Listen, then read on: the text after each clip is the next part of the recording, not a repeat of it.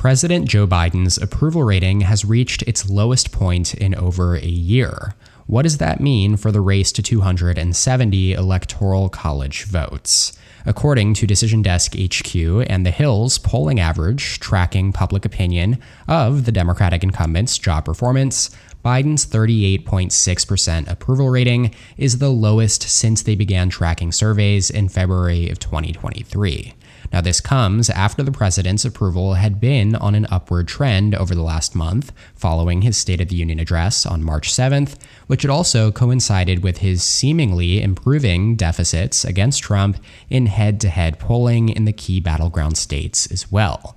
But even that now appears to be reversing, as the latest set of key battleground polls from Bloomberg News and Morning Consult showed Trump with a commanding advantage in most of the states that will decide the 2024 election.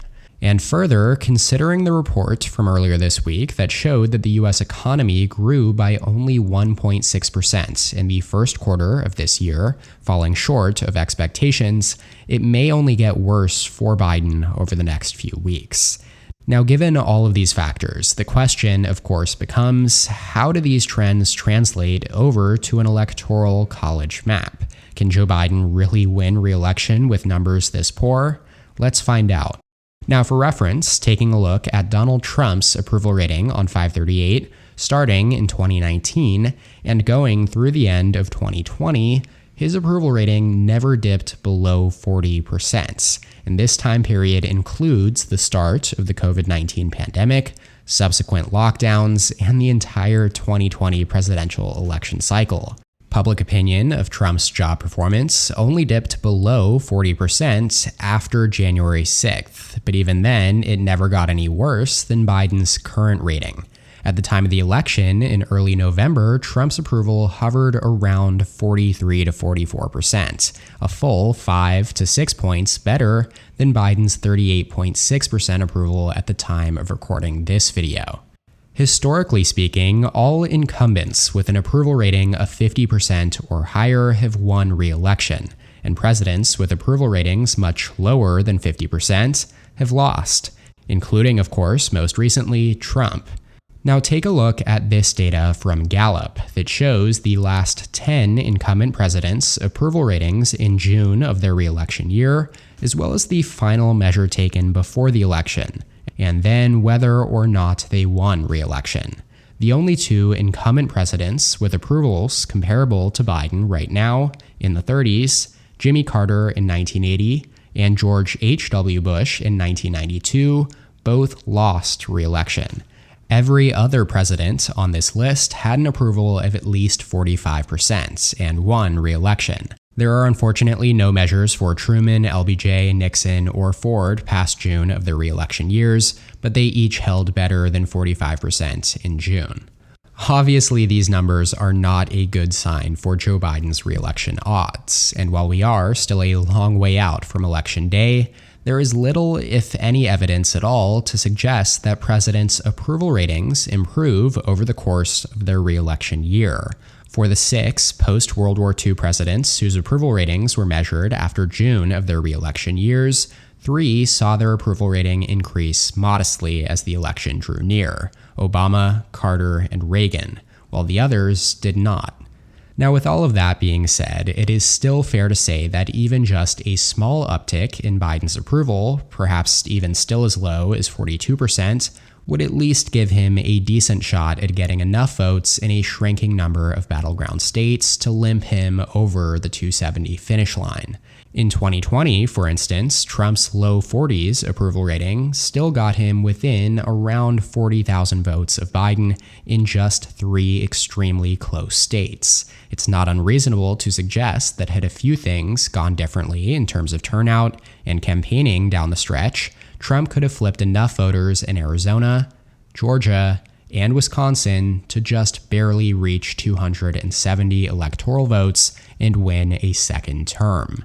So let's take a look then at the 2024 Electoral College battleground map between Biden and Trump.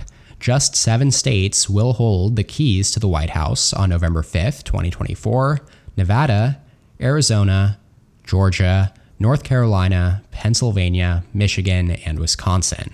All 7 were decided by less than 3 points in 2020, and with the exceptions of Nevada and North Carolina, they each backed Trump in 2016 before then flipping to Biden in 2020.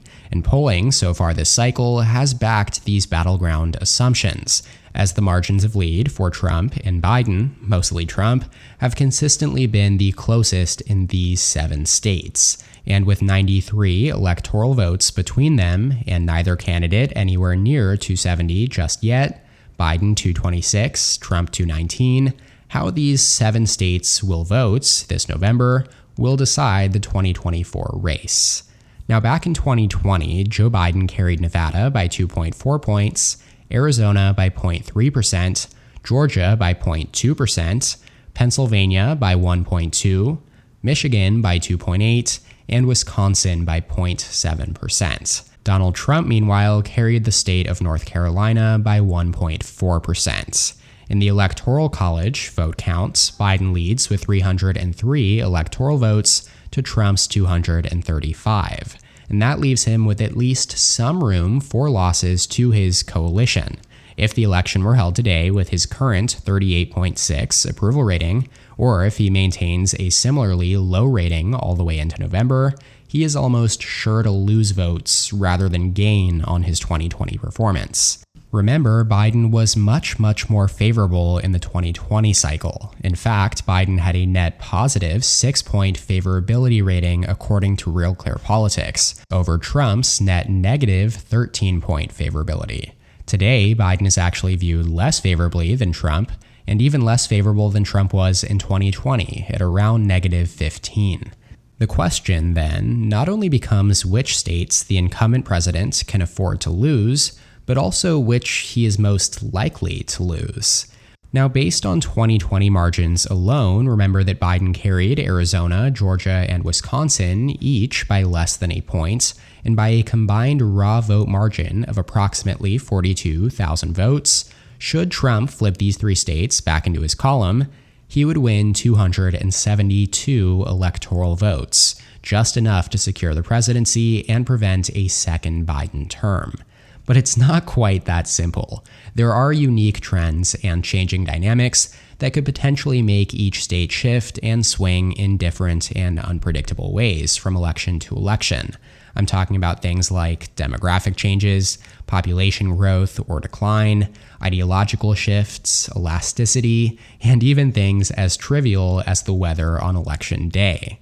Also adding to the intriguing dynamics here, though, is that we can generally divide these 7 states into 2 distinct geographic regions: Wisconsin, Michigan, and Pennsylvania in the upper Rust Belt, and then North Carolina, Georgia, Arizona, and Nevada across the Sun Belt. Demographically speaking, these 3 Rust Belt states each rank among the top 20 whitest states, and right in the middle of the pack between 24th to 33rd in proportion of residents with a college education. Wisconsin, Michigan, and Pennsylvania are states we would consider ancestrally Democratic due to the strong presence of white working-class voters that had made up the backbone of the Democratic Party's coalition over the last half of the 1900s, and through into the early 2000s as well, up until 2016, as that's when they became more friendly to Republicans, and more specifically Trump, thanks to his appeal to white, non-college educated voters here specifically. The Sun Belt region, on the other hand, is more racially diverse, and while the Rust Belt states are experiencing population decline, North Carolina, Georgia, and Arizona are among the fastest growing states in the nation.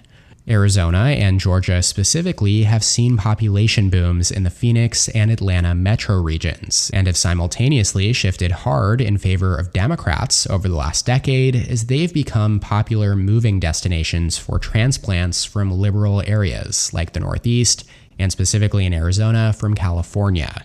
In fact, Arizona and Georgia have seen the 3rd and 5th strongest pro-Democrat shifts at the presidential level since 2012 relative to the rest of the country.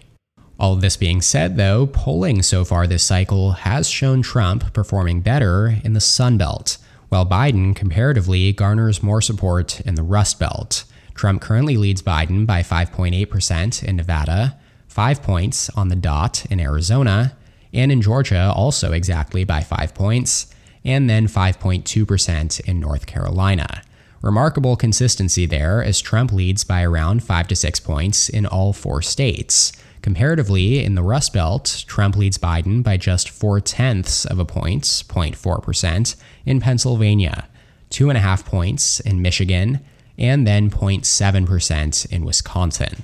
So clearly, polling says that Biden is much more likely to hold the Rust Belt trio than he is any of the Sun Belt states. And if that were to happen, Biden would win a second term with exactly 270 electoral votes. That's all he needs to do: hold Wisconsin, hold Michigan, and hold Pennsylvania. Simple enough, right? The problem there is that if voters really do head to the polls with Biden at a sub 39% approval rating, I would argue that there is a very little chance he manages to keep all of these states. I'd argue it's almost certain, actually, that he loses Wisconsin in that scenario. He won by just 20,000 votes here in 2020, as compared to 150,000 in Michigan and 80,000 in Pennsylvania. Wisconsin is also whiter and less college-educated than Nebraska, for example, which was Trump plus 19 in 2020. So obviously, Republicans have a significant demographic advantage. As for Michigan and Pennsylvania, it's getting harder and harder to differentiate in terms of Biden's odds. If you had asked me a month ago, I would have probably said that he's got a much better shot at holding Michigan, but he just keeps underperforming in polls here, while overperforming, comparatively, in Pennsylvania.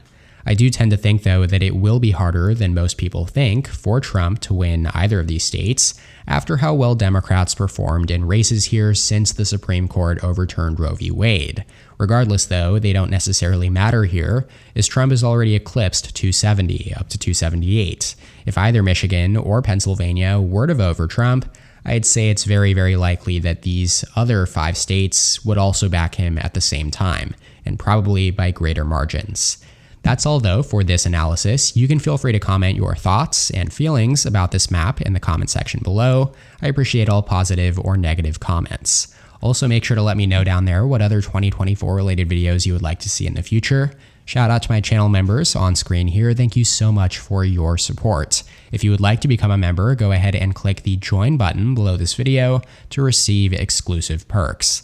Make sure to subscribe to my channel down below as well, and please leave a like on the video if you enjoyed it. You can check out more content from my channel here, and as always, thank you so much for watching. I'll see you next time. EP out.